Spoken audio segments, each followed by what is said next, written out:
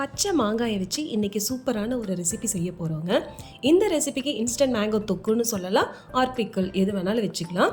இப்போ ரெசிபி எப்படி செய்கிறதுன்னு பார்க்கலாம் வாங்க. அதுக்கு ஒரு பேனில் கடுகு வெந்தயம் ரெண்டையும் ஈக்குவல் அமௌண்ட்டில் சேர்த்துட்டு எண்ணெய் எதுவும் சேர்த்துக்காமல் நல்லா ரோஸ்ட் பண்ணிவிட்டு ஆற வச்சு காரத்துக்கு தேவையான அளவு மிளகாத்தூள் சேர்த்து நல்லா பவுட்ரு மாதிரி அரைச்சி எடுத்துக்கணும். காஷ்மீரி ரெட் சில்லி யூஸ் பண்ணணுன்னா நல்லா ரெட்டிஷாக கிடைக்கும்.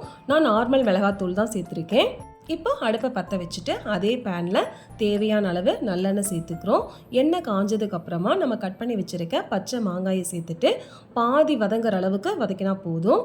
வதங்கினதுக்கப்புறம் நம்ம தேவையான அளவு உப்பு, பெருங்காயத்தூள், நம்ம பொடி பண்ணி வச்சுருக்க இந்த பவுடர் எல்லாத்தையும் சேர்த்துட்டு நல்லா கலந்து விட்டதும் அடுப்பு ஆஃப் பண்ணிட்டோம்னா போதும். கொஞ்சமாக இனிப்புக்கு வெல்லம் சேர்த்துக்கோங்க. அது நல்லா இனிப்பும் நல்லா புளிப்பு எல்லாம் சேர்ந்து சூப்பராக இருக்கும். இந்த மேங்கோ தொக்கு பார்த்தீங்கன்னா தயிர் சாப்பாடு, சாம்பார் சாதம், ஆல் வெரைட்டி ரைஸ் எல்லாத்துக்குமே சூப்பராக இருக்குங்க. நம்மளுக்கு ஃப்ரெஷ்ஷாக வேணும்னா இந்த மாதிரி ட்ரை பண்ணி கூட நம்ம யூஸ் பண்ணிக்கலாம். இந்த ரெசிபி எல்லாருக்குமே பிடிச்சிருக்குன்னு நினைக்கிறேன். கண்டிப்பாக ட்ரை பண்ணி பாருங்கள். தேங்க்யூ.